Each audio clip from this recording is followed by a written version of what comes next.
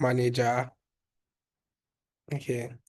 I'm a product manager. I'm currently working at Reliance Health as the product manager, product lead for Reliance Health consumer business, right? And that is called Alafia by Reliance Health. So in case you're curious to know what Alafia does, you can just Google search Alafia by Reliance Health. That is the product that I manage or that I built, from scratch at Reliance Health, and I'm also managing currently and also trying to improve, right? For people that are curious, you and are wondering how long have I been doing this for? I've been doing product management for about 5 years now. Um, but it wasn't my first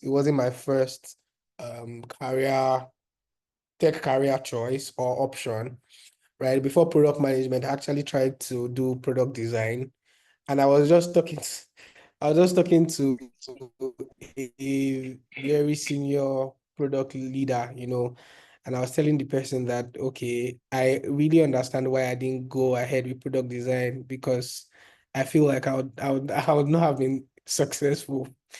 And the truth about it is, for me, I say it everywhere. I don't think I'm a creative. When you say somebody's analytical, yes, you can describe me as that.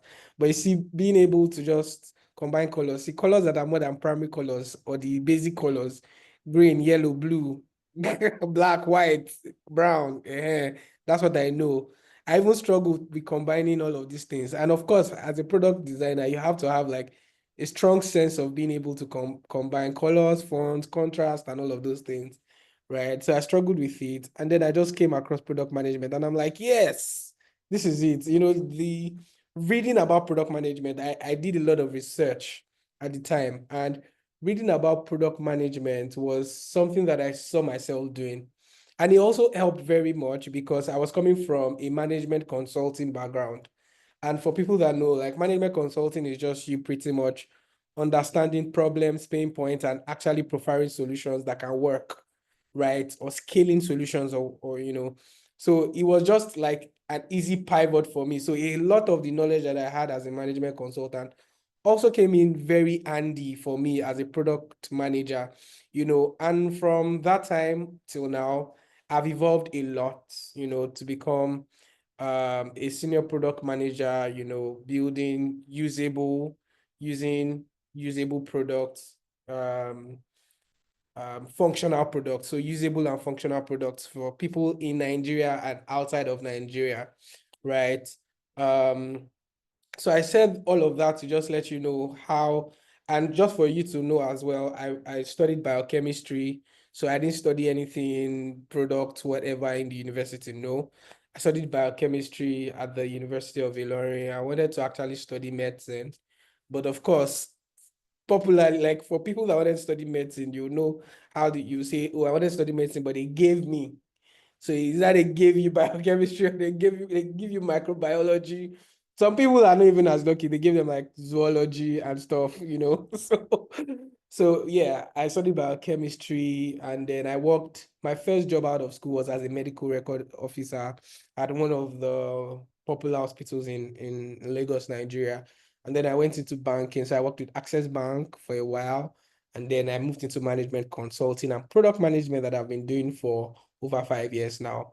It's been an interesting journey, been challenging, and I would also say rewarding. So if you are here and you're a product manager, a transitioning product manager, and you're not sure if the skill set that you are bringing into the product management industry or the tech industry is useful, one thing I want to assure you of is every skill that you've acquired before now is very, very useful, right? The what's the word now? What is most important is you being able to adapt those skills in your new, industry or in your new career choice. So if it's communication that you are good at, see, communication is very important as a product manager. If it's presentation skills, oh, it is very important. If it is asking questions, oh, it is even much more important. So telling you that if you are transitioning or you are even a product manager already that is sort of not sure if you're in the right place because of the different career, paths that you've had throughout your journey, I am here to tell you that it doesn't matter. What is most important is all of those skills, you adapt them to your current industry and you will shine. So that being said, I'd like to share my screen. I don't know if I can go ahead to do that. But you can please confirm. Okay, I'm assuming that I can, but I also want to confirm that everybody can hear me. You can just give a thumbs Of up course, you can. or okay. Yeah, I'm Yes, guessing everybody Favour. can hear me. Cool. Thank you. I'm not sure if I'm going to be sharing the right screen this way, but let's see.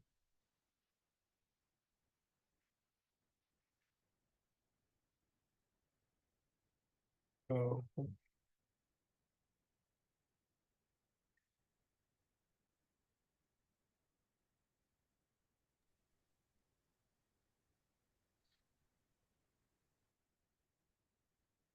let me see if I can share my screen now. So apparently I've not tried to share screen on Zoom before. Okay, I'm guessing I can.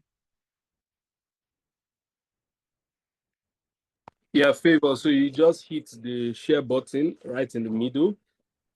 Yeah, And I think my screen is being shared now. Can you confirm? yes, yes.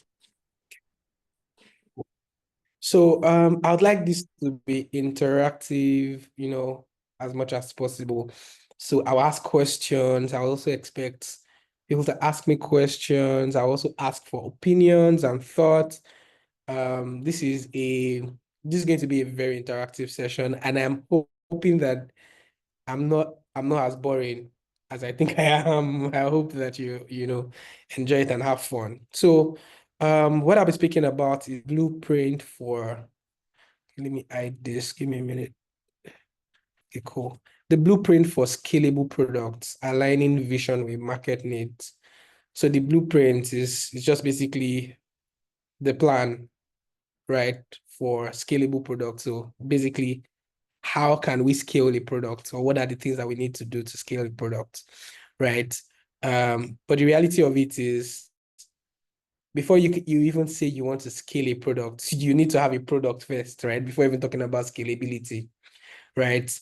And before you even come up with that product, right, there are things that are really important, for you to say, oh, I have a product and I'm delivering this product to this particular set of people. So you need an audience, you need the actual product, you need what you want the product to do, you need to know how the product is supposed to do what you want to do. So there are quite a number of questions that you need to answer, right? So a product is just, yes, at the end of the day, is what everybody sees, but there are a lot of things that are embedded in the product, right? And I'm going to be touching a lot on the principles of product management, right? So for example, you have an idea, right? The first thing you want to do is, your idea is great. You talk to people about it and they're like, great, amazing, you know. And then at the end of the day, you now decide and go into you just go, and let's say you have money, right? Now, most people don't actually have money to fund the idea. It's just the reality of life, right? But let us even assume that the person has the funds to fund their idea, right? Or the funds for the idea. What they now do is, oh, I have this great idea, and they pump money into the idea, and then they now come up with these products, right? Usually, it could be a web application, it could be a mobile application, it could be, yeah, I mean, when you even talk about digital product or software products, is either it's accessible via the web, mobile, or some external devices or whatever. So at the end of the day, the person spends money and then comes up with something really good, nice, maybe user-friendly as well, and then launches it to the market, and people use it the first time, but they don't use it the second time, they don't use it the third time, and yeah, the product is not just doing what, like, the product is not retaining users, and it's not generating revenue, right? Then at the end of the day, people would mostly say, oh, that kind of product, after a while of pushing and pushing and pushing and pushing, will popularly say, oh, that product failed, right? So as I say, we're going to be talking a lot on the principles of product management. And yes, in as much as we're going to be having ideas, especially as product people, yes, we need to have ideas. We need to be very innovative, right? But one thing that is very important is, knowing what the market wants or what the market thinks or what the thoughts or opinions of the market is about that your idea, product idea. Very, very important.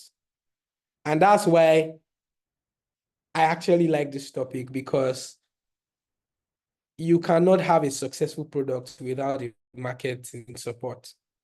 It's a recipe for disaster, right? So we're going to be talking about how we can align the vision of our product with market needs, right? So for example, somebody sits down there and thinks about they want to build a product for creators to be able to show their work, and to be able to easily get people to see them and also book their services. Absolutely great. So, and let's say the vision for that particular idea is for creators all over the world to be able to showcase their work and, of course, get revenue from that, right? Let us assume that's the vision, right? People that are going to be using that kind of service or product are people like me that maybe I have a company and I want to do a voiceover, or I'm just somebody that wants to have paintings in my house or have paintings in my office and all of those things.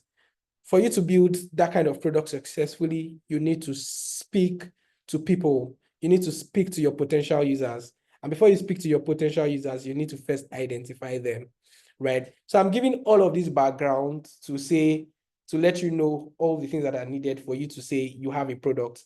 And before we now go into, scaling those products, right? So first of all, you have an idea. The first thing I had said is you need to speak to people. So you speak to users, speak to your supposed market, your supposed target audience. Ask them a lot of questions. How are they currently solving those problems? Right? I was speaking to somebody yesterday and I was sharing how I was thinking about this creator, having a platform for creators. And I asked him a question. Okay, I think this is beautiful. Creators will use it for the first time, but what is making them come back the second time? What is going to make them use it the third time? What is going to make them use it again and again? Or what is going to bring people over and again? And he paused and it's like, I've never thought about it from that angle. Because the reality is, if you're building something that somebody just uses one off, there's probably no point scaling it because people just use it one off. And you probably will not even be able to charge for it. And people are probably not going to be willing to pay for it. So imagine that you have gone the route of actually thinking about it, and just because you have the resources or you have the skill set to bring it into life, you actually go for it, spend a lot of money, resources, time, human resources, and then you bring it to life, and then people are not using it. That's going to come with a lot of frustration, a lot of it just feels like somebody failed, despite putting a lot of effort. So that validation needs to happen. Validate the problem that that product is supposed to solve. Talk to people. And that is the center of what we should be doing as product people or as product developers or product management or product managers, sorry. Speaking to people, be the voice of the user, understand the user so well, right? And I say it everywhere that I've worked. The reality is everywhere that I've worked, nobody has ever known my product more than me. And that's one strength that we should have as product managers. Knowing your product, knowing your users. So for example, somebody is designing something for me and they use a particular word, or a statement, and I'm like, this cannot resonate with my people. I just know it cannot resonate with my people. Not because I'm them, but I've learned to put myself in their position. And how did I do that? By talking to them so much. Like talking to them, normal conversations about, okay, what they were trying to do, solve the problem we're trying to solve for them. But even conversations external to that. And that's how you can know, the persona of whoever it is that you're building for, right? Is this person interested in tech? Is this person interested in using technology? Is this person educated? And all of this group of people, are they educated? Do they go to school? Are they Are they young people? Are they older people? Those are things that you should know about them. And that sort of just defines how you are going to build your product in such a way that you are building a product that is actually useful to them. So people actually build products that are really great, but is it great for the target? Is it great for the audience you're building it for? Right? So let us assume that we've done the validation of the problems, we've spoken to users, everybody's on board, and we start to build. So there are a lot of things that users will likely want, and we start to build, and we're able to prioritize, okay, this is the most important, this is what we do first, this is what we do second, and that's where the concept of an MVP comes. So because you easily can build things and you have a lot of resources, I would never recommend that you pump all your resources into it. The first thing that you should do is, after validating the problem, understanding it very well, figuring out how you want to approach it, and validating it again with your target, you build the MVP. An MVP is the smallest version of your product that is functional, but does not require a lot of resource for it to build. Again, I'll just paraphrase what I said. Is a version of like a product that is functional, is expected to do at least the core function of what you intend to solve or what you intend it to do without spending all of your resources and time. Is something that you should be able to build, I think, at most in 1 month. Or maybe that's underplaying it, but something that will not take a lot of your resources, that will not take, you will not require all the best brains in the world. Because if you require all of the best brains in the world, you'll be burning a lot of money to actually build it. So build an MVP, push your MVP out there, let people start to interact with it, see how they interact with it, let them use it. And then you begin to know. And when people are now bugging you, like the moment you launch an MVP and people are saying, oh, I want this, so this is not working. This thing that people pushed out there is not working. I want it to work. Now I've used it to attend to somebody. That means you have, in as much as it might seem chaotic initially, people are actually, it just validates that people actually need this. Imagine launching a product and you put it everywhere and somebody uses it, like 2 people use it and they don't come back to ask you questions or tell you that, oh, they encountered some sort of difficulty or whatever. In as much as you are not looking for, it's normal for us to push something out there and we're looking for accolades and all of those things. But you see, when you push something out there and people are complaining about it, trust me, it's because they really need that stuff. And because they need it and it's not working as well as it should, they get frustrated.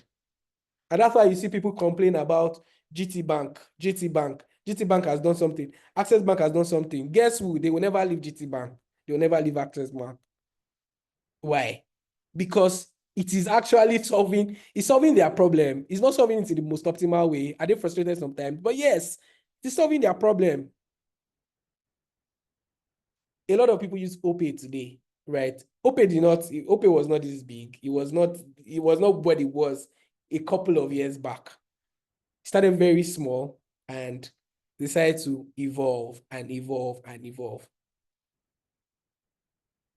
So I just wanted to touch on the rudimentary of product development and how it comes about.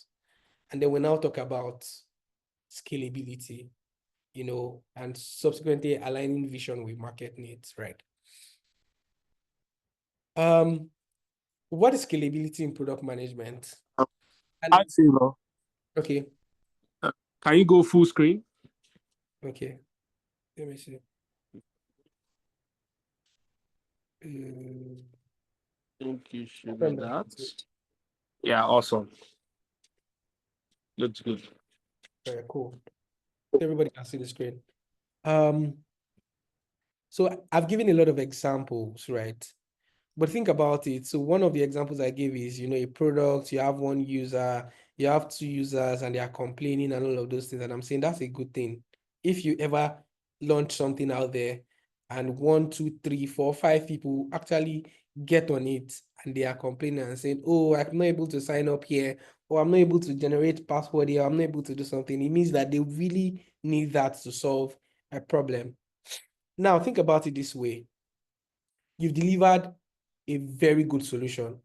People can onboard easily. People can experience the functionalities of the product, and you have only 10 people, right? And you're managing 10 people. It's probably going to be easy, to a certain extent. Now, by the time you start to increase, of course, as you continue to work hard, you also plan for increase in, the demand for your product, increase in usability, people coming back time and again to use your product, right? And now you now have 100, you have 200, you have 300. Most times, some products struggle to handle that increase, right? And I just want to ask a question here, right?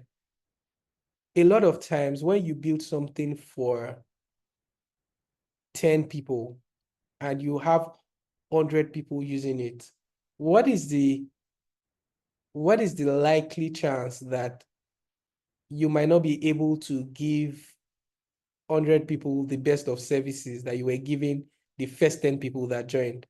What's the chance of that happening? Is that a very high chance, or is that a low chance, or maybe a what's the middle? Like there's a 50-50 chance that it could be high or low, or it is very high or very low. Again, I'll repeat my question. So you have 10 people using your product, right?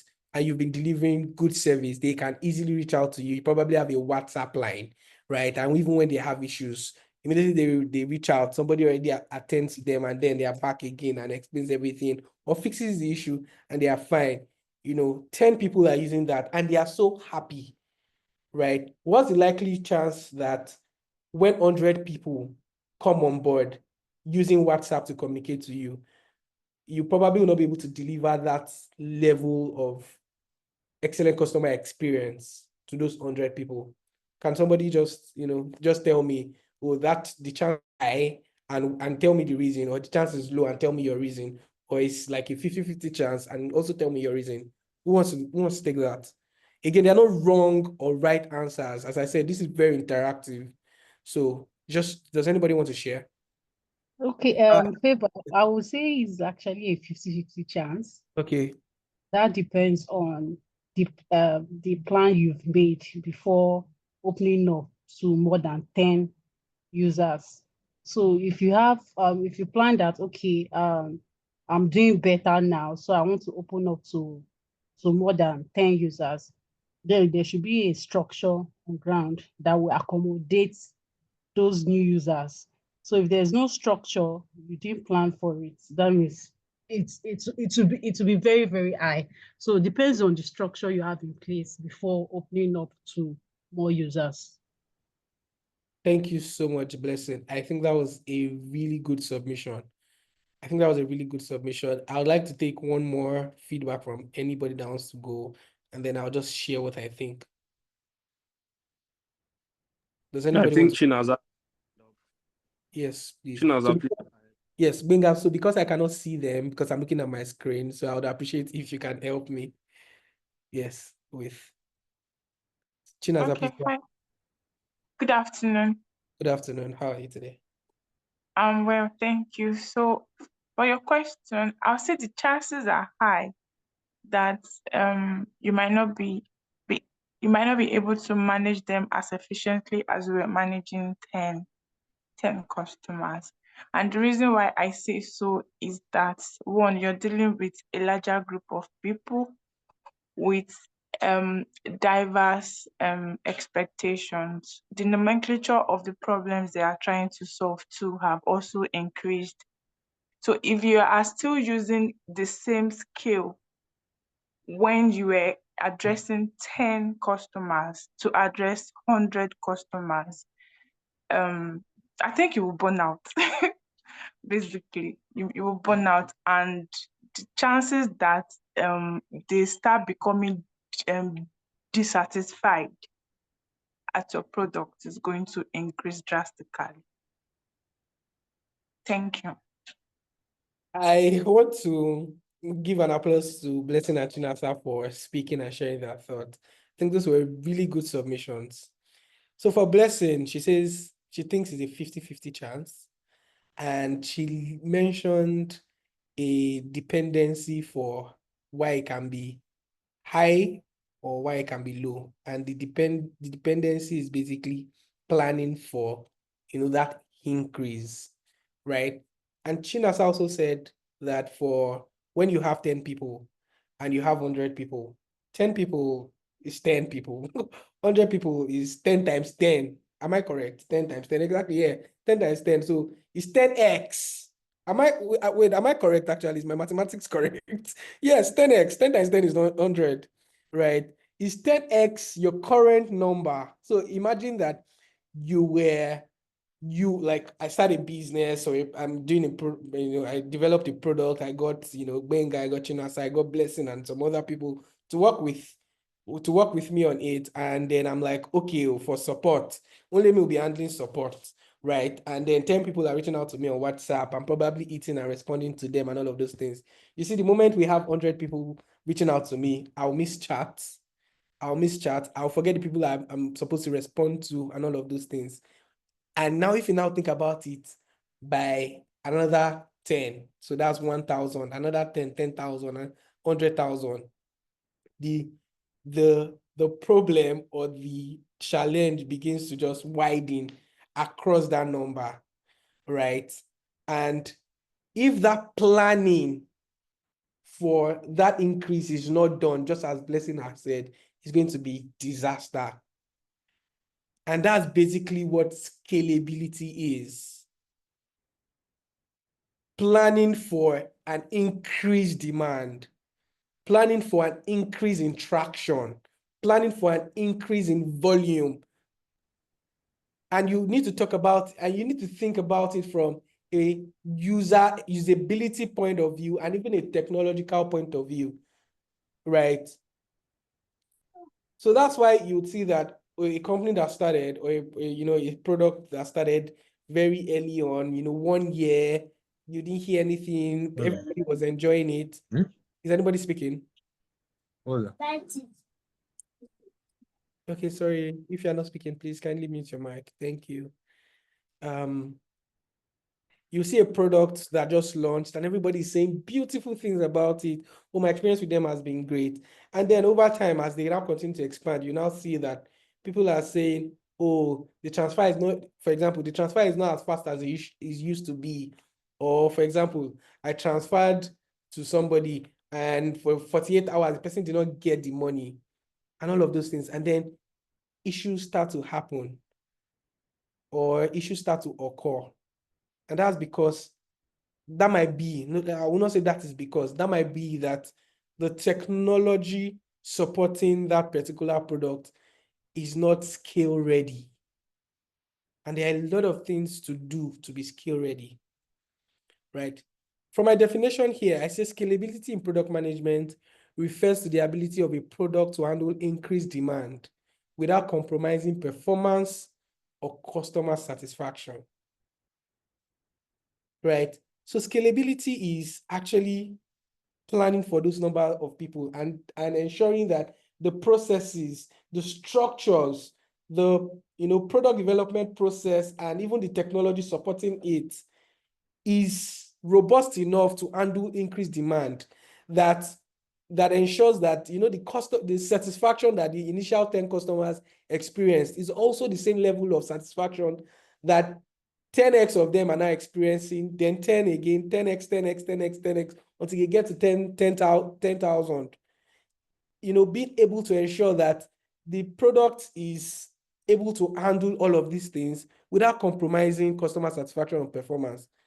So for example, it basically means if I was using your product when you just launched and the transfer was fast, 2 years, 3 years down the line, when you even have 100,000 customers, your transfer should still be that fast. And the only way that will happen is that you prepared for scalability. So I'm currently working on this product, right? Very early days, I tell you, very early days. But one thing that I'm always telling everybody that I'm working with is, guys, please, let's prepare for scale. Let's always prepare for scale from a user experience. When I'm looking at something like this and I'm saying, I think this may work if we're just going to have 50 customers. But this will definitely not work if we're having 500 customers. It is clear. And I'll explain why. And that's why you see that a lot of products actually struggle with scalability. It's not an easy concept. It's that it probably is an easier concept to talk about than to actually actualize or execute, right?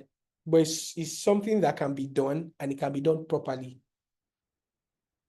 Some companies have done that well, and we're going to talk about them during the course of this session. And what is the importance of scalability? It ensures that your user base grows, your product continues to deliver value efficiently, supporting business growth and adaptation in dynamic markets. So when you build a scalable product, as the product is growing, you are still delivering value efficiently. Business is growing, everything is happening as it should. And then the sort of praise that you were getting when you were 50, when you just had 50 users, it's the same that you get when you have 500, when you have 5,000, when you have 50,000. And that's just basically what scalability is in simple terms. Ensuring that as you grow in width and breadth and all of the angles or sides, your product is still able to deliver that joy that it was delivering when the first customer used it first. What is the role of vision and scalability? I talked about this in the very beginning when I talked about having a product idea, right? And when somebody has an idea, an individual has an idea, that idea is backed up by a vision. So the person has an idea, but there's a vision in mind. The person is looking at the fact that we can achieve this ambitious goal. So there's this vision that is probably not something, it's something that is futuristic, maybe not in the immediate, but this is something that should be driving everybody. Now, as a product manager, right, you are a vision driver. Everything that you are doing has to be towards that vision, bringing that vision to life. So if for some reasons you are working on a product that sells connecting people with their family and friends, when I mean, this is not something I thought about, but when I just said that line, connecting individuals with their family and friends, one early product that just comes to mind straight up is Facebook. That was what Facebook. That's basically, I don't really, like, anybody can actually Google the vision of Facebook and just put it in the chat. I've never done that, but I'm guessing the vision will be something around that, just connecting people, family, friends, eventually expanded into connecting people all over the world. I remember I joined Facebook in I can't remember SS1 or SS2. And the reason why most of us are still connected with people from our secondary schools, primary schools, and for some people, university, is because of platforms like Facebook. And was that vision achieved? I'm not even sure. To the founders, I'm not even sure if they fully attained that vision. But from where I see it, is doing that well, connecting people. So that's why I can actually just think about, oh, there's this guy that used to sit down beside me in class. Okay, let me search for his name on Facebook. And then I see him and I say, oh, is this him? This guy has changed. It's not him. Then I send a message and it turns out to be him. And it is what it is. So as a product manager, you are a vision driver. So whatever it is that you are doing that is not moving the entire team, the entire organization closer to that vision, you probably should not be doing it. But in reality, there are cases where some of this side stuff happens, right? So I'm not totally saying it will not happen. It would happen, but whatever it is that you are doing should actually be in line with the vision, bringing that vision to life. If you also think about Facebook that I just used as an example, the first version of Facebook, I have no idea what the first version looked like, but I know I have an idea of what the version looked like as at the time I joined. And it was, in comparison to what it is now, it was not fine. It was not good looking, but it was doing the work. I could search for my friends. I could send connection requests.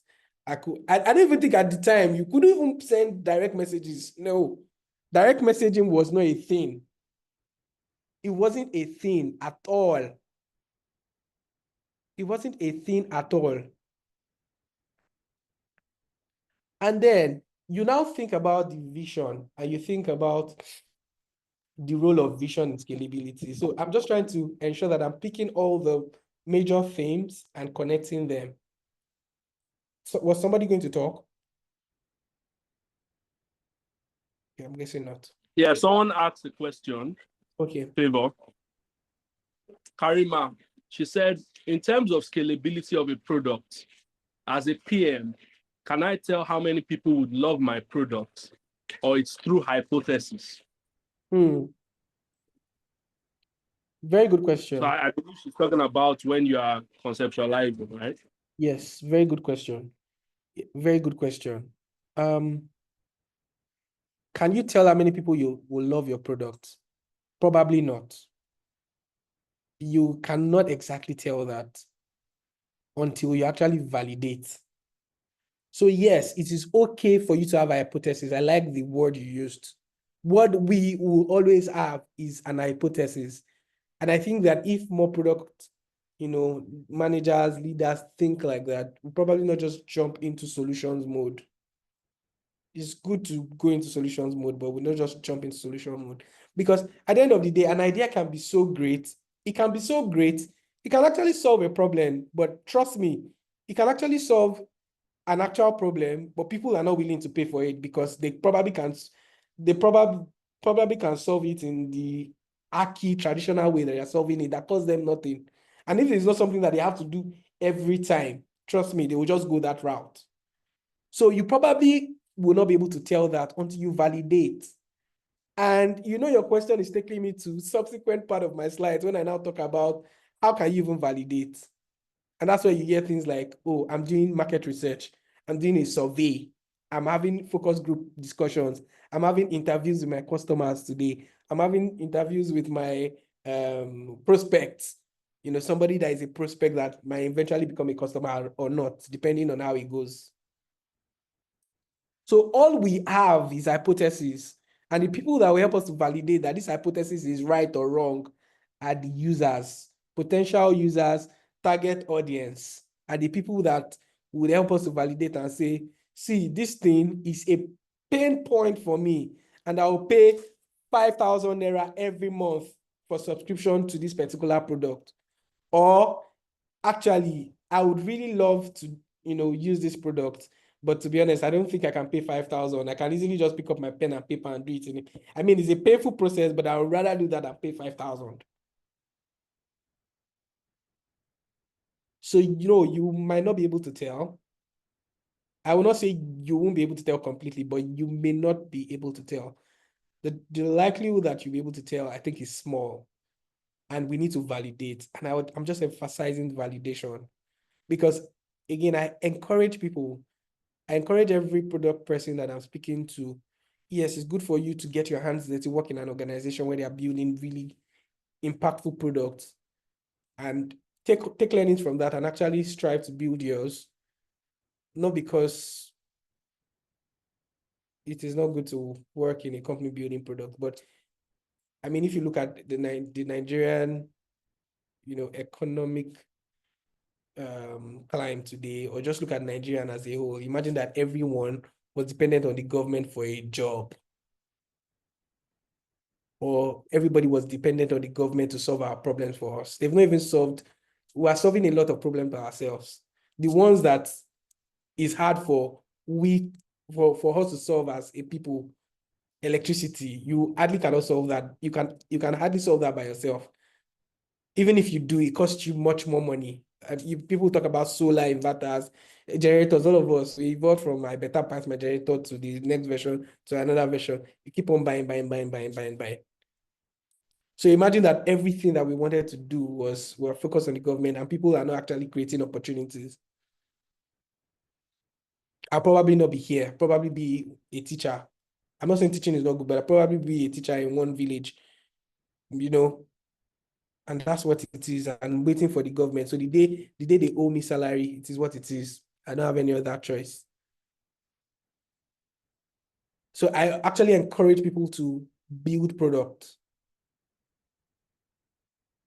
Because if you think about the big companies, the Piggyvest, Flutterwave, Reliance Health, all the tech companies in Nigeria, it was just a vision. It was an idea. And then they decided to start to bring it into life. They validated it. They said, oh, okay, we can do this as a first version. And then, okay, we can now, as you release the first version, users are complaining. Some are giving you good feedback. Some are giving you negative feedback. All of them is feedback. And you use it to continue to improve. Till you now have something that is really solid and competitive globally.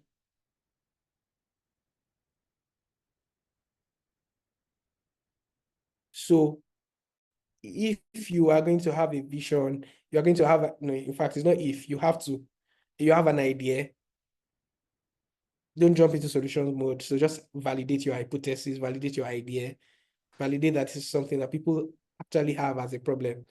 Some problems are actual problems, but trust me, they're just peculiar to you and some other people. And they're not generic. But because it's happening to you, you feel like, 10,000 of people are experiencing this. But trust me, it's just like your reality and my reality. And it's not the reality of other people on this call. Right. I hope I was able to answer your question. But if not, please just, even drop other chat. As I said, I want this to be interactive. So please feel free to ask all your questions. I'll try to answer them to the best of my ability. Anyone I can answer, Benga is here to help. Okay, so I've already talked about the role of vision, the role of vision, what vision is. And vision is basically that big picture you see. Just summary, that big picture. What do you want this particular product to do futuristically in a seamless, smooth, easy way? It's that big picture, right? And what is the role of vision in scalability? So as you now start from one user, you move to 10 users, used to 50 users, you see that vision is that thing that will not allow you to lose focus and just be moving from pillar to post. So in as much as you are evolving your product and everything at the end of the day is tying into that vision. So you're not scaling you don't scale yourself out of the market, because companies products and companies and organizations actually scale themselves out of the market. You see a company, build really good products that is beginning to gain traction, and all of a sudden they decide to just do a small pivot, and you see that pivot that they wanted to do just pivot them out of of business and the market. So you see that vision is very important. And I think I talked about, the definition of vision, and I talked about the case study highlights. Okay, so let me just read through what I wrote for the definition. It's a strategic roadmap that guides the development process, ensuring every feature and improvement aligns with long-term goals. That's why I said the big picture. Every development process, every feature, every improvement must align with it. If it isn't, then you probably might just kill yourself out of business or out of the market. And trust me, smart people are making those kind of decisions unintentionally, I believe.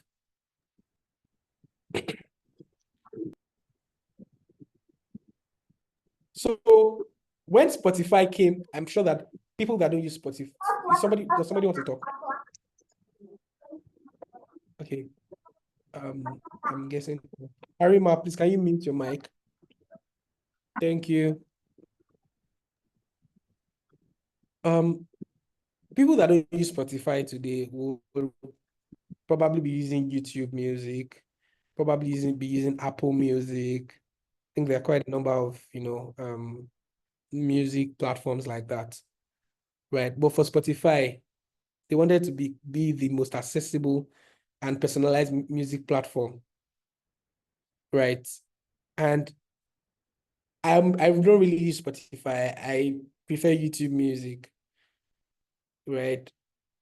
But I've used Spotify. I used Spotify for a while, and I know that there were certain things you couldn't do before that people could easily do. For example, you being able to curate your own playlist was not something that was part of like Spotify's product abilities. No, it wasn't something. It was something that came later on, and that was because the vision was to be one of the most accessible and personalized music platform. And how they were going to do that was basically, this is our vision.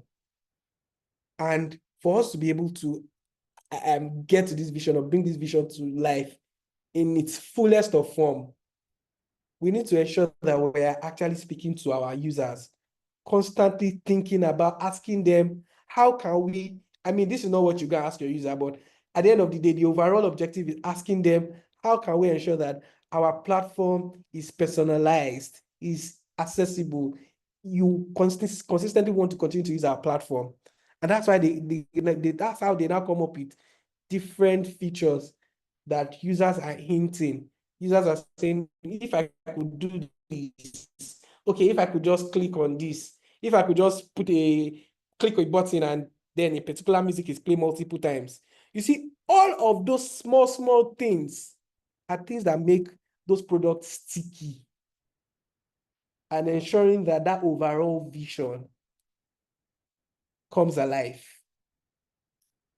You see, the fact that you can shuffle a music, it might sound very basic, but that was user research, validation, and actual implementation at work.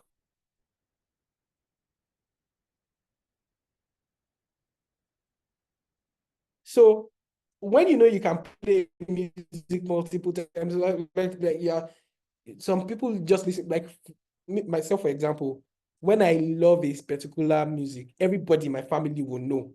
On my laptop, I'm playing it. On my headset, I am playing it. Everywhere, I'm playing it. My younger sister will say, bro, play this song until this song shine is here. And when she says shy, it just fades out until like he loves it and listens to it until he cannot, like he doesn't enjoy it anymore. And that's how I just listen. You see, and that is one reason why somebody will, of course, continue to use it. And then the person will be willing to pay for it, continue to subscribe. I hope everybody can hear me. I'm seeing a notification that my internet may be unstable. Can you hear me? People, yes, I can hear you. Okay, cool. Thank you for the feedback. Right. So again, as I said, I'm already now moving gradually into vision and, aligning it with market needs. So yes, you have a beautiful vision. You have a beautiful idea.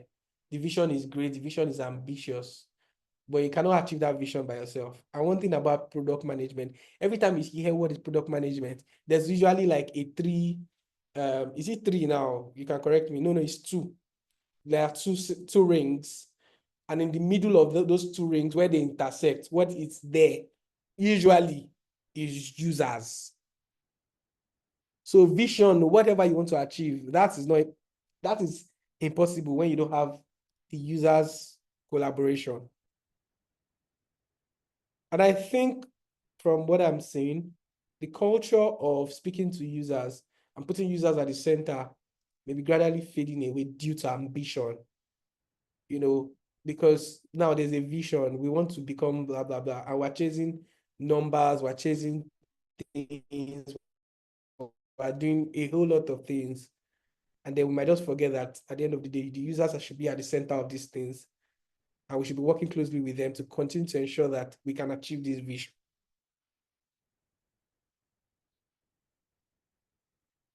I've already talked a lot about understanding market needs already, validating, speaking to your users and all of those things.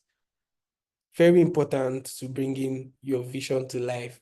Very important to solidifying and strengthening the achievement of your vision. And one of the ways that I've said, I talked about market research, you do, quantitative and qualitative research, understand your customer behavior, understand their preferences, understand their pain points.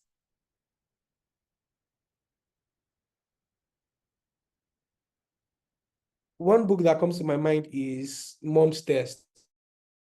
I remember when I was transitioning to product management, it was one of the books that was recommended.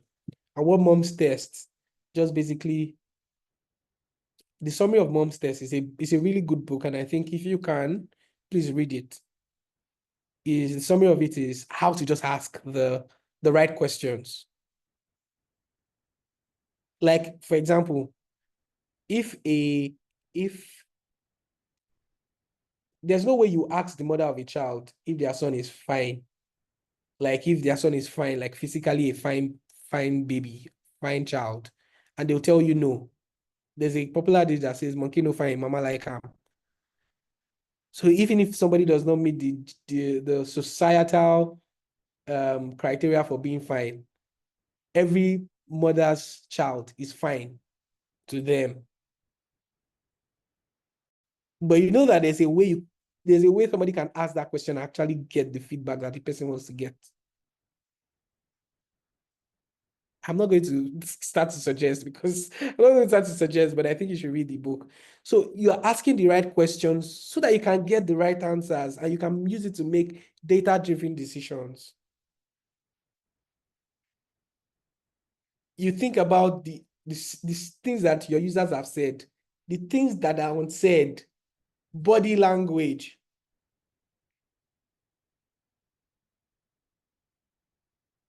Market research is very interesting. It can be very intense as well. Oh, it can be very intense. Or it can be very interesting. And the kind of things that you're able to unravel, right? Even from market research, you can already tell and you can already know that, okay, maybe this is not something we should go ahead with. You probably have an idea right now, and it looks like nobody is doing it. But in reality, people have actually tried to do it, but they failed. And your market research can they did it and why they failed. And it can give you insight into what you can do better, or if it's something that you should not even dabble into.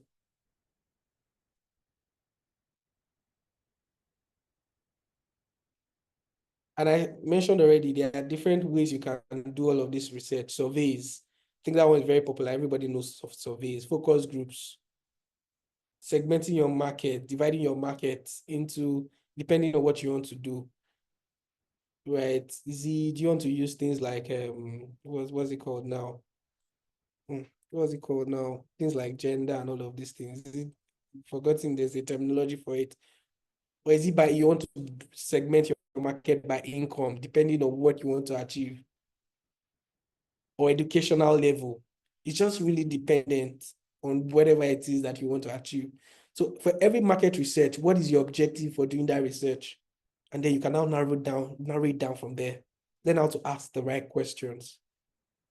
Understand the users, understand their preferences. Doing market research, you can find that the people that like to use something are people that are millennials or they are Gen Zs or they are Gen Zs in the university, not Gen Zs that already left university, because after university, their eyes don't clear. So they probably don't care about certain things anymore.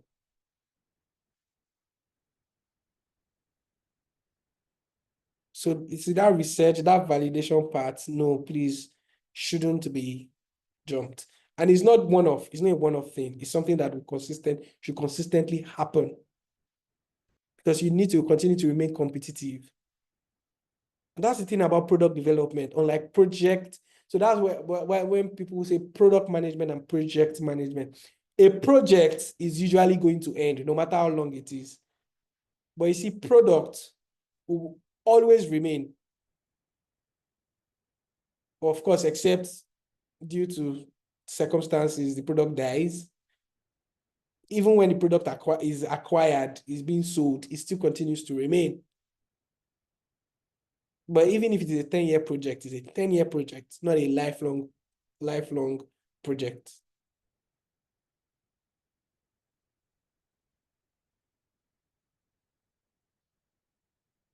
Okay, so there are also platforms like SurveyMonkey and Google Analytics, and what they do is they provide deep insights into user interactions. For example, Google Analytics, if you want to know the person that came to your website, the person that clicked on a particular thing, the person that clicked, how many people clicked on this, how many people clicked on that, how many people moved to this next stage, how many people didn't, platforms like Google Analytics will help you to, do that.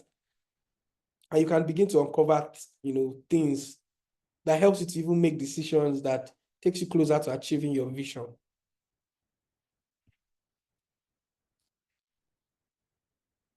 I did to align your vision. I smiled because I actually already said what I had written in my next slide. To align your vision with market needs, continuously validate your assumptions with real user data and be willing to pivot when necessary. Pivoting might mean, okay, maybe you take a different approach or a different angle from the one that you were thinking before. Or actually taking a 360 turn and maybe rethinking the entire thing that you wanted to do. So the summary of aligning your vision with market needs is continuously validating your assumptions with real user data. That's it. Summary. If you don't take anything out from it, just take this out. For you to align your vision with market needs, you need to validate all your assumptions, all your ideas, all your hypotheses, all those things that excite you and you think, oh, my users will love it. You actually need to validate it with them. And one of the things that you have to be able to do as a product manager is being very objective. Oh, because sometimes you've put in a lot of effort into something and it's just normal for you to be emotionally attached, to be like my work, my time, my resources. But sorry, that might be disastrous.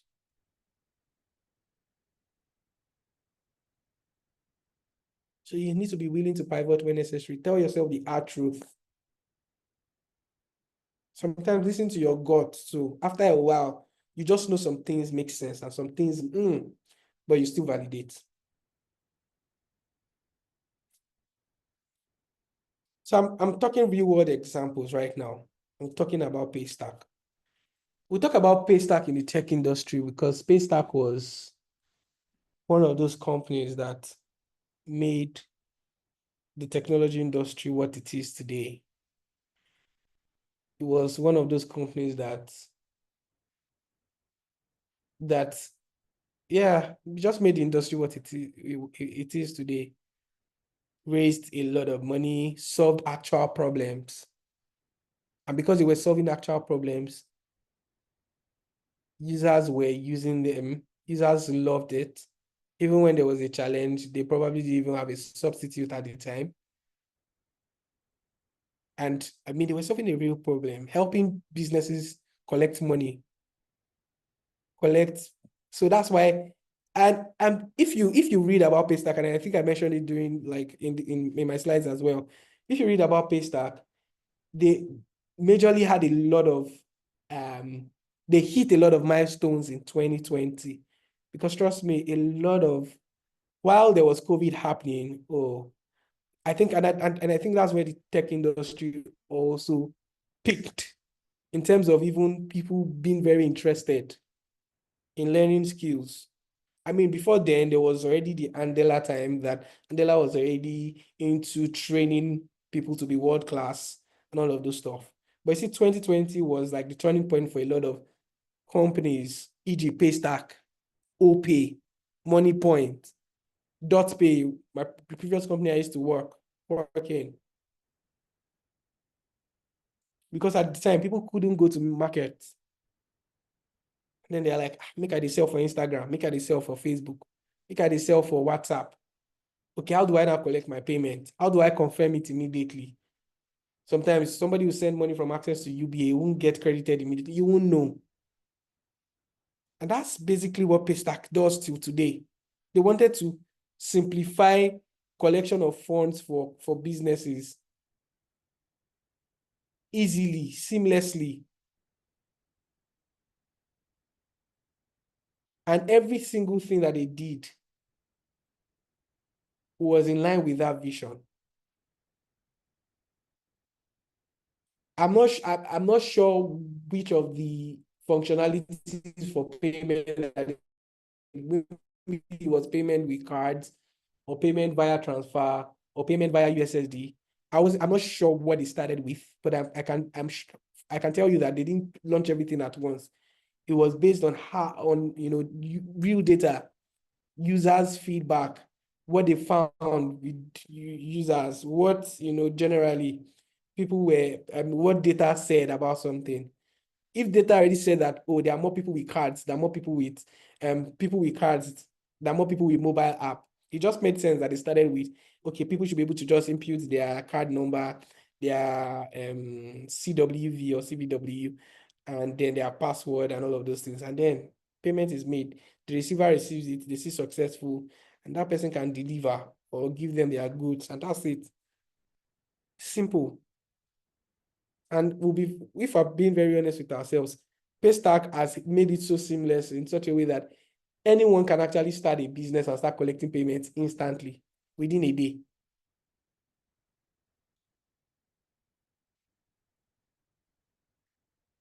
As I said, Paystack is a Nigerian technology company that processes payment for businesses, right?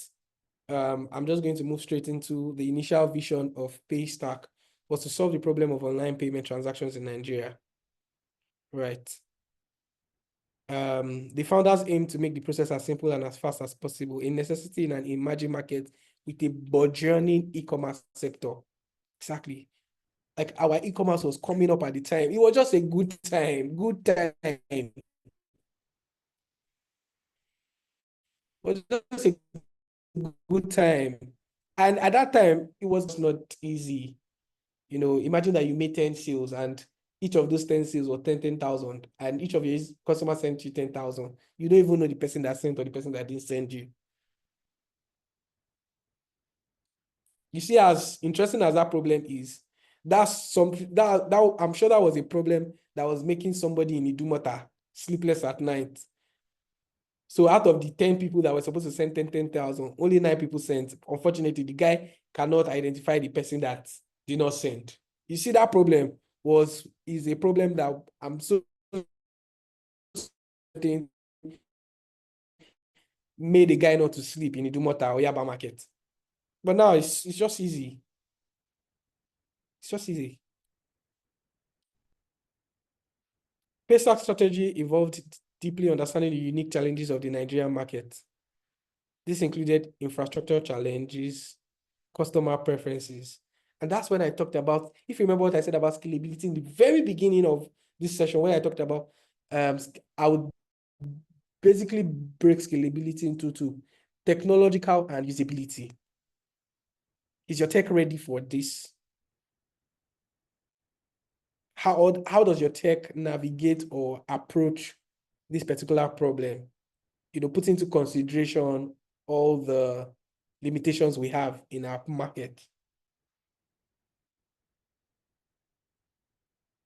Then what are your users saying? What are your users requesting for that can even keep them to continue to use your product?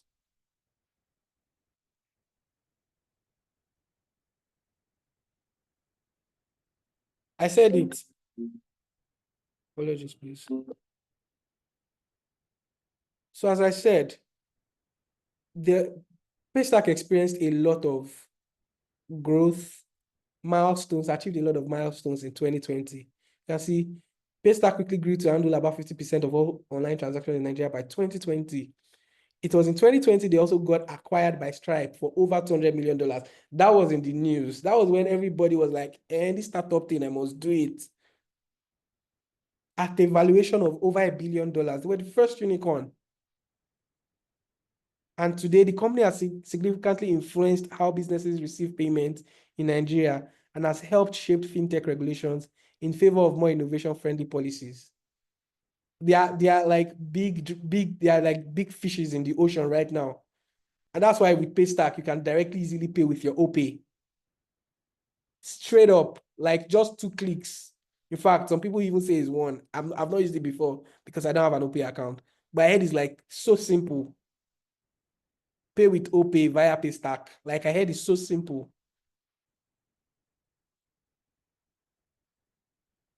So you see, when vision is aligned with market needs, see, that's a banger. But you see that work of actually constantly validating what the market needs at every point in time, or what the market is saying, just helps to define the right strategy and to pivot or make certain decisions where necessary. So with everything I've said now, in terms of scaling a product, what do you think will be the most challenging parts of scaling a product? At least with everything I've said, what aspect of product management do you find most challenging when scaling a product? So with everything I've said, what aspect do you think will be the most challenging when scaling a product? So I like to just take answers, maybe like 2 or 3. I know that we're running very out of time very fast. So does anybody want to speak?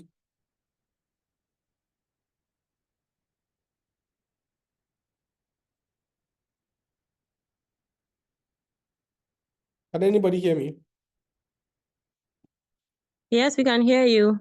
Okay, do you want to go like what? So with everything I've said about the different, so do you think the validation, the actual market research might be the most challenging, or actually ensuring that technology is capable to, cater for all of this, scalability, just cater for scalability, or do you think is actually being able to pivot? So what do you think might be the most challenging, really?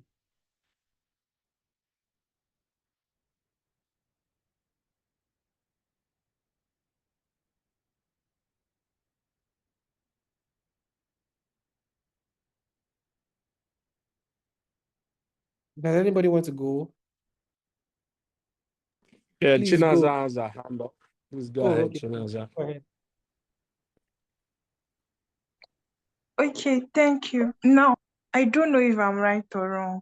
No, This is don't what worry, it's attempt. fine. Yes, please go ahead. Okay, thank you. Um, Based on my understanding of the subject matter today, um, I want to say that like the choice of technology, how to pivot, um, and your insights from your market research, all of those things, to me, they are sort of largely dependent on your assumptions. That's probably your hypothesis and the results that you Mm, have. What you have formed as assumptions, probably you have projected that, oh, by the end of the year, I'll have X amount of users. In 2 years' time, I would have XY amount of users. Now, for those projected numbers, right, there are actually technologies available that can suit your projections. I believe so. But the problem is getting that assumption right. That's for me. That's what I think, because every other thing seems to be dependent on those projections that you are making. So it's a determining factor of other factors. Others are sort of dependent on it. So if you get that right, chances are your choice of technology, the approach that you choose to go in scaling your your products, and probably every other thing will fall in place. But if that is significantly too low or way too high, um, there might be you might it might not turn out so well. Let me put it like that. Now I'm not sure if I'm right or wrong, but I'll wait to respond. Thank you. Thank you so much for that. I think that was a great answer. I think that was a really good answer. That was a good feedback. Does anybody want to say something before I actually just share what I think?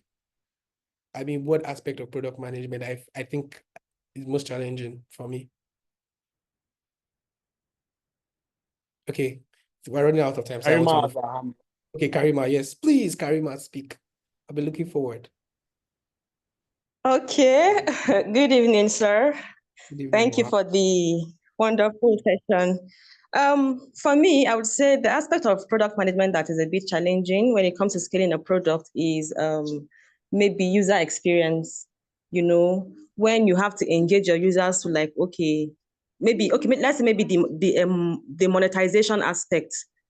You know, how you get people to like, okay, fall in love with your product, and okay, would they even like this thing that you're bringing out? Then before the even scaling in come to place, you get. So now that aspect is maybe user experience.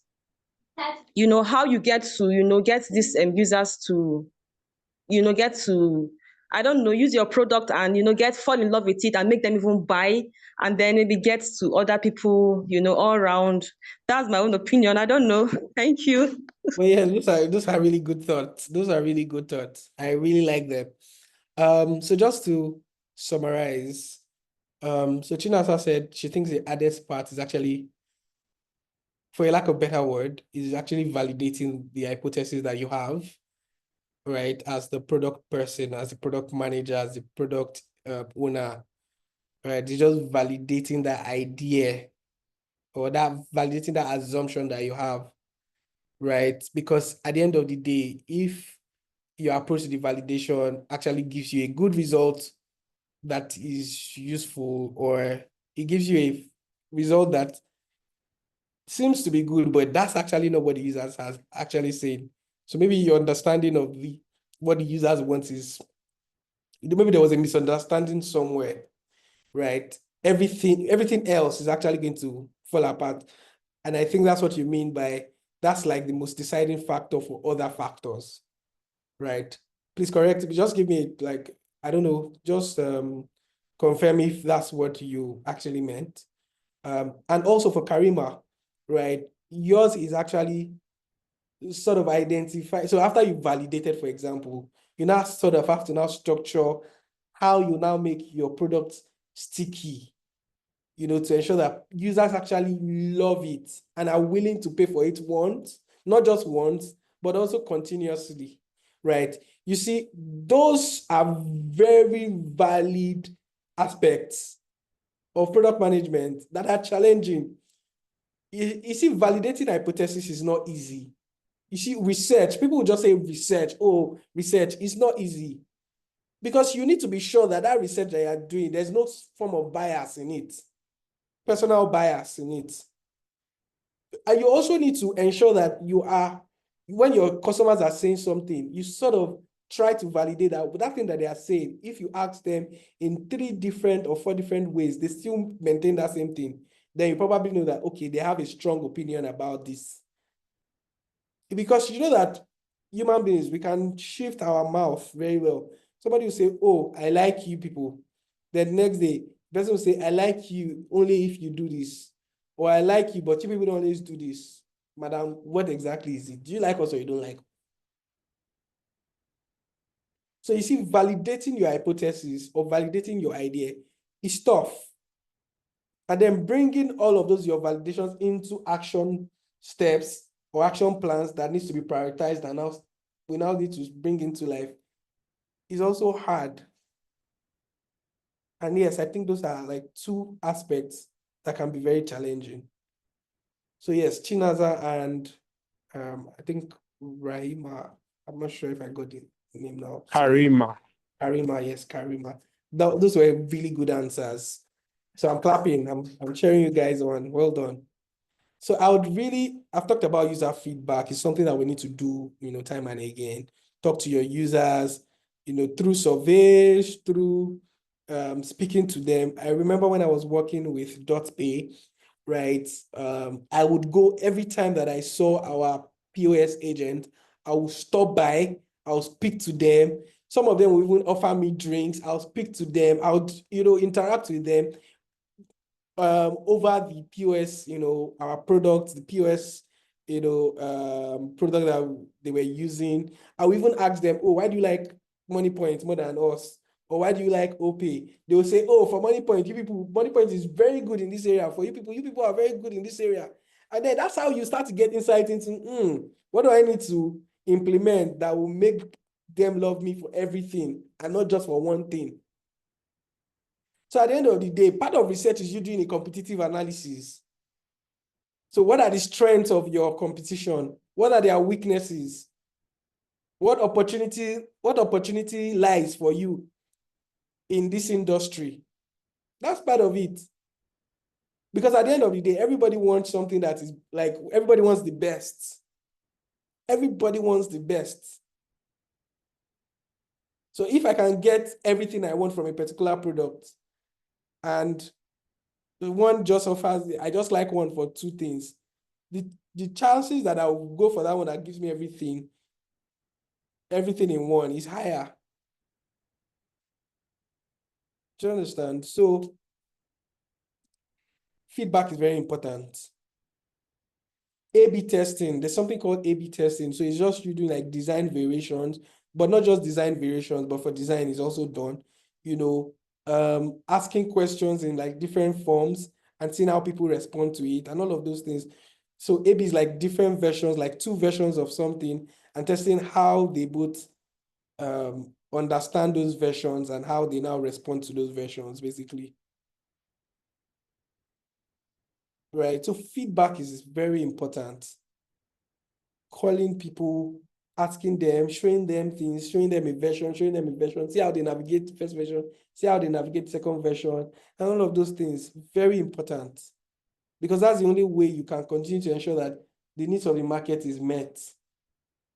And of course, aligned with the vision.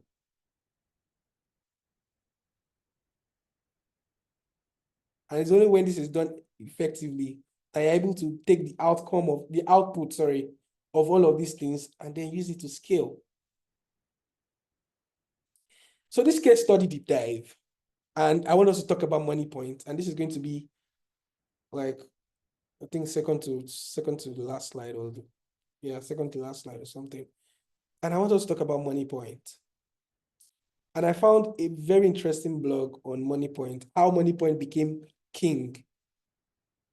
Because Money Point is definitely king right now. Everybody knows Money Point is king, especially with, you see this blue machine that this person is holding. Every other POS company like this, they are found shaking, And how they did that was they basically, there was a vision.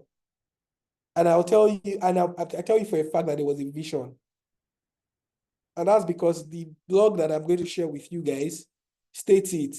The founder of MoneyPoint just went to meet one of the PMs one day and said, guy, let's build an agency banking solution. Because they've been building agency banking solutions for payment terminal service provider. So like for banks. So back in the days, MoneyPoint was, who is MoneyPoint back in the days? It was banks like First Bank, First Money, GT Bank that were giving, merchants and all these people POS to be able to collect payment, right? So I actually reduced my screen so that I can share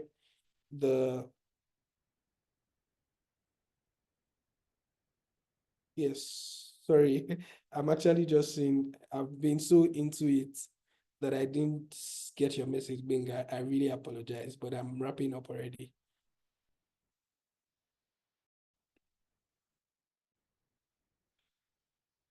So I want to share this particular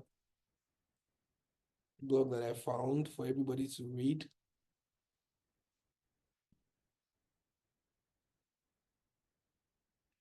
Can everybody see me? I don't know, for some reasons Yes. I'm finding it difficult to navigate. So I'm just going to send it to you, Benga. So you help me share with on the chat.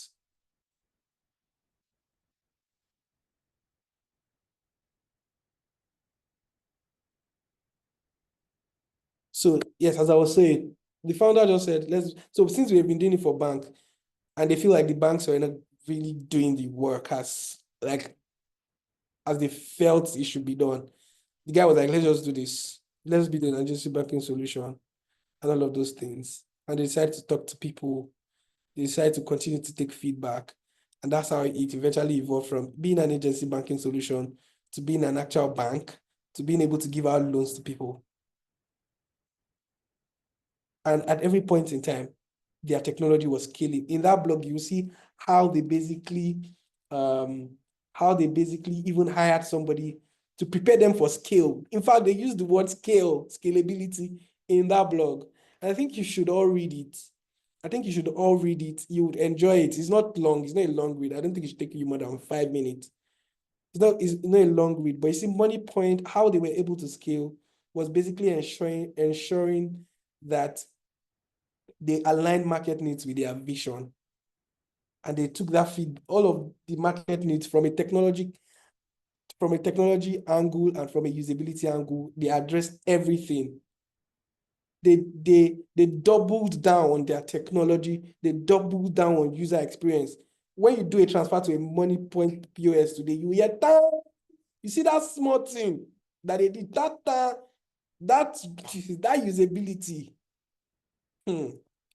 As simple in code that thing I just mentioned is one of the reasons why people, they'll say, if you do a transfer to me right now, I go hear data. They will say I will get it immediately. The technology that they used to do that was as a result of planning towards scaling. If you think about it, payment via transfer using POS was not even something that was happening until maybe until 2021 or 2022. So it was only card. You can only just go and withdraw and do all of those things. But now you transfer to an account and and they'll tell you and they'll give you money. And not even waiting and say, let me confirm. Let me confirm. It never enter. Let me refresh. No. And you see all of those things are preparing for scale. And that's why you see that at every point in time, nobody has ever, people, of course, they are not void of issues, 100%. Nobody is void of issues. In fact, there's no perfect product. Every product is work in progress. And you will not even believe this until you actually a company like Money Point, and you now understand how sellotape, plaster is being used to hold some things, literally. But they did prepare for scale. From the first number of agents, now they do trillions in transactions on a monthly basis. And now they are now into cross-border payments. So they doubled down on agency banking. They understood what the market needs was. The market needs was evolving. They didn't just want to do POS again. They wanted business account. They evolved. They had to get a banking license. People wanted loans because, of course, you are doing business. You want to scale. You want to expand. You need loans. They were supporting, users for that again. All of these things is just ensuring that they are meeting the needs of the market and is aligned with their vision. And the alignment with their vision is just to make people happy financially. People being able to do transactions seamlessly, including people financially. So underbanked people, and all of those things. And that's why even when there was a time I went for a market research in Jos, and there's one place in Jos called, is it Mongu? I can't remember, but I think it's Mongu in Jos. And Mongo is not as urban as, and you will see Money Points everywhere. So yes, best practices for scalable product management. And I have just listed prioritizing modularity in designs. One thing that is I didn't write here is because I've said it many times, feedback. And when it comes to technology, to invest in things like cloud infrastructure. For example, as you scale. So I'm building a company right now, and in the company I'm building, most of the things that we use, because we're still in like our MVP phase, so most of our cloud infrastructure is free. Most of it, a lot of the things we're using is free because it's still MVP. We don't have even money to pump into it. But the truth is that the moment we start getting more and more users, we need to invest in actually paying for cloud services. If not, we're going to be in trouble. One day we just see that all the users' data wiped. How do we account for that? Right. Also collecting feedback to ensure that you are building features and experiences that the users want, and we keep them, loving the product. How are you also constantly testing your product?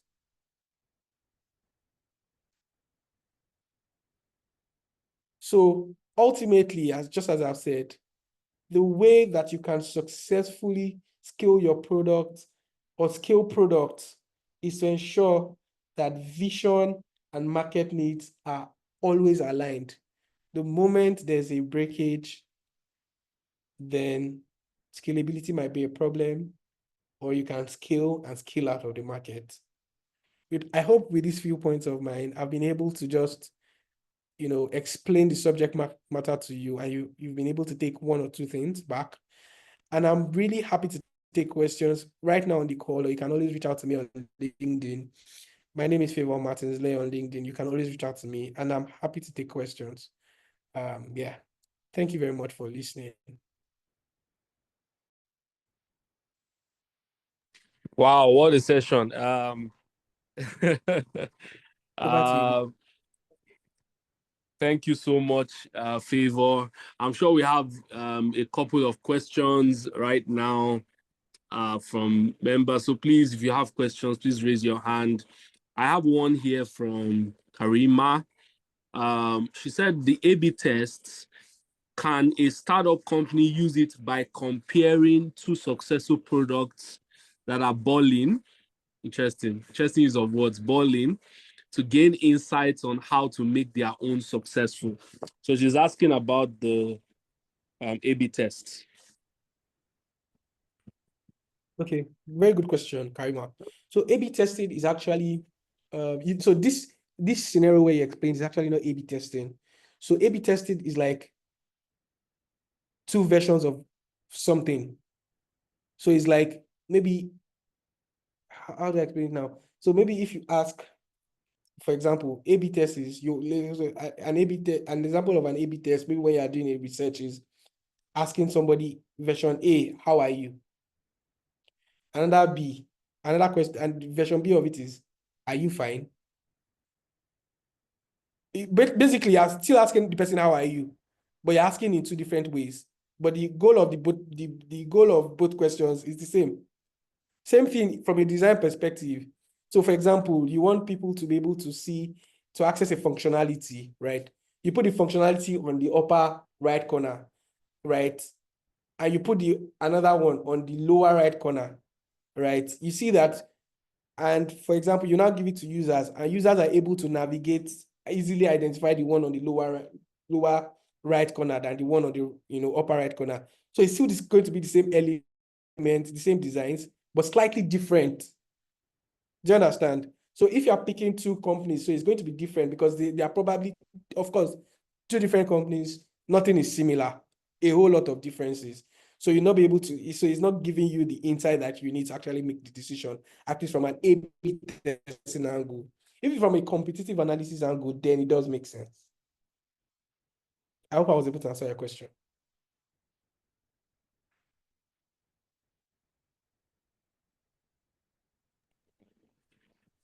Yes, thank you very much, sir. All right, cool. All right, awesome. We're still taking questions. In the meantime, if you are too shy to speak up and ask your questions, I just put a Slido link in the group chat now. So you could just click on the Slido link and type your question, and I'm very sure that once Favour gets it, we'll be able to answer those questions and send those answers to you personally or on our channel as well. You can also leave your feedback on the session here. Did you love it? Was it great? Was it not so great? That's very unlikely anyways. But just leave your feedback. Tell us how the session went for you as well. All right, so we're still taking questions.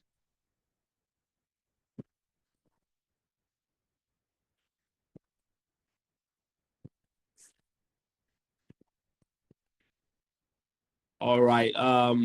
As we wait, also to remind us as well that the series, which is the PM Weekend Series, is actually a precursor to our boot camp, our product management boot camp. That's the AceTech product management boot camp that is going to be happening in July.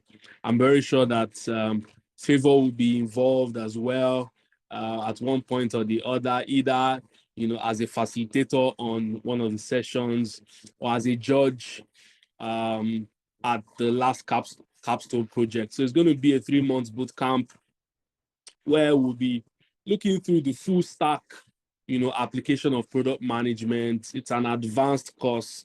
So yeah, it's going to be very, very insightful, an insightful set of sessions. And the website will be up very, very soon for us to get more details about that. If you want to join the wait list, find out more information about it, the link is also in the group chat for you to click on it and then fill the form and join the wait list as well. All right. We're still taking questions. Please feel free. I'm going to check the Slido link now if we have any questions written down there. But apart from that, you could just unmute your mic in confidence, like a product manager that you are, and ask your questions.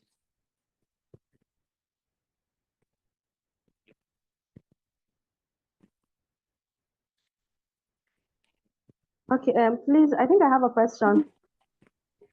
Please go ahead, Karima. Okay, earlier you talked about starting up with product design, Yeah. and you now maybe dumped it and start up with product management. And here am I wondering, as a PM, you have to have like some little knowledge, maybe in design or maybe in Scrum management or others, So I don't know. I'm just trying to look for maybe seek for an advice from you now. So which other course would a product management venture into that would help her along the line being a product manager? Because I actually like design. So when I now heard that you dumped it, I was now wondering what happened. I didn't really get that. Okay. Binka, can I go ahead to answer? Yeah, Okay, cool. Definitely. Please go ahead. Thanks for that question. When you say dump now, I'm feeling like, oh, this guy, I don't even trust myself. But yeah, so for me, it wasn't a case of, I would not exactly say I dumped it. I would say I pivoted. I think that's a better word. And I would say that because I was not thinking, unlike you, that you're thinking, okay, you want to add other hats, to your PM capabilities. For me at the time, I wanted to be a product designer, a core product designer. And it was just something that I struggled to do, right? It was just something that I struggled to do over time. And then I started to also just do more deep diving, and then I found product management. You see, as a product manager, right? There are things that Okay, so as a product managers, you might not be able to write code, or you don't have to write code. There are product managers that know how to write code, but they don't have to. You don't have to know how to write code. You don't have to know how to design. But one thing that you must know how to do is to understand your product very well. Is to understand the technology supporting your product. Is to understand the logic that guides your product development process. Is to understand how your users are. To understand who your users are, how they think, what their personas are. And that way, you're able to even see a design that is functional to them, right? For example, if you are designing something for Gen Zs in University of Lagos, that's not the kind of, you cannot, the approach, if you want people in the age bracket of 50 and above to use it, the approach has to be different. The language has to be different. The way you structure all of this has to be different. So even if you're not designing, or you don't have to design, you actually need to know what a good design looks like. You need to understand some basic principles of design. You also need to understand, is this design usable? Is it functional? Those are questions you need to ask. When you see it, for example, what comes to your mind? Will your user understand this thing on first glance? If no, then you need to speak to your designer and tell them, okay, I don't think that this button should be here. I think it should be here because this is the way my users think, or whatever. Do you understand? And then there are also things that other things that you can add to your badge as well. Of course, you mentioned Scrum. As a product manager, you don't necessarily need to be a Scrum Master, but it's absolutely great for you to understand the basics, the basic principles of Scrum. You need to know what agile practices are.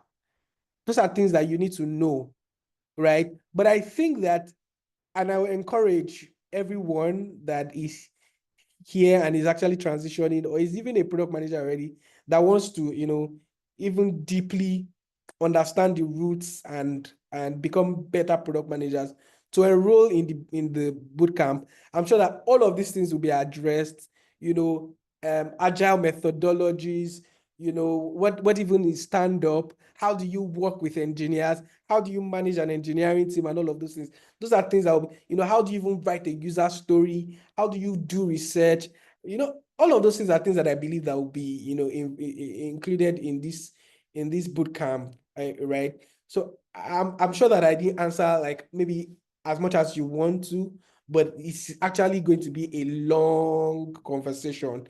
It's going to be a long conversation of you researching, of you learning, and making like decisions and actually practicing as well. So yeah, thank you. Thank you very much. That helps.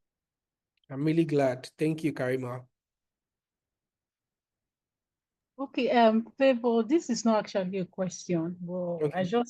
the job market is really, I don't even know what to say about it. So I've actually pivoted. I pivoted with a product dive.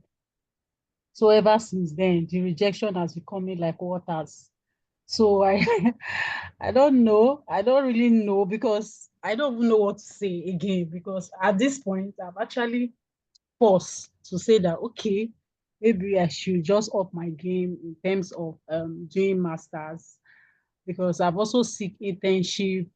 Currently, I'm actually interning with a volunteer with a startup, just a startup, but it's not like really, really what I want. But honestly, of course, but I don't just know what to say at this point. I don't know if you can help with maybe an idea of where to go from here, because I'm kind of stuck. So Okay, so I couldn't hear you completely. Can you hear me? Can everybody hear me? yes, I can hear you. Yes, but I think that the summary of what you said was the job market being the job market, and how difficult it is right now, and how the rejections are coming, yes. So this is the truth. I'm blessing. I still receive I still receive rejections. I receive a lot of rejections. I'm also sure that Igbenga like talks about his own stories as well, right? And it's not just in product management, it's just across the industry, right? It's also, everything has become even more competitive, right? On the local stage, and even globally as well, right? It's become more competitive. And this is why I tell you that what you just need to do is to continue to own your skills, continue to become better. And trust me, and I tell people, who says that you cannot build your own product? Who says that you cannot build your own product? Yes, I understand everybody wants to do something, they want to make money, but who says you cannot build your own product while doing other things at the side, and then your product is going to do well and you can focus on it fully, right? So yes, see, when I was trying to get my first role, I got a lot of, initially I wasn't getting interviews. Later I started getting interviews, and I was just, and I'm in my head, I'm like, oh, I aced this assessment, and then I moved to the final interview, and then they say no. Somebody even said, I probably, they liked me, but I don't have the number of years of experience that they are looking for, and all of those things. The reality, even as a senior person, you are applying to roles and they say, oh, you have only 5, 6, 7 years. What we want is 10 years, and all of those things. So it does happen, blessing. But please do not give up. You're not alone. So it is not just you. The job market is the job market, and it's not even a product thing alone. Even in business development, even in engineering, in design, it is a whole lot of, it's intense. But as I just said, continue to own your skills. If you can also just, be a part of the boot camp too, please be a part of it. Own your skills. The world is going into AI as well. Understand how you can be, what is it called now? Bring AI into your product management, skills, and learn how to, use AI to even become better. And I'm not even just saying querying ChatGPT and ChatGPT is giving you a response. I'm saying understanding how you can even be an AI product manager, because that's how the world is, that's the trend of the world right now.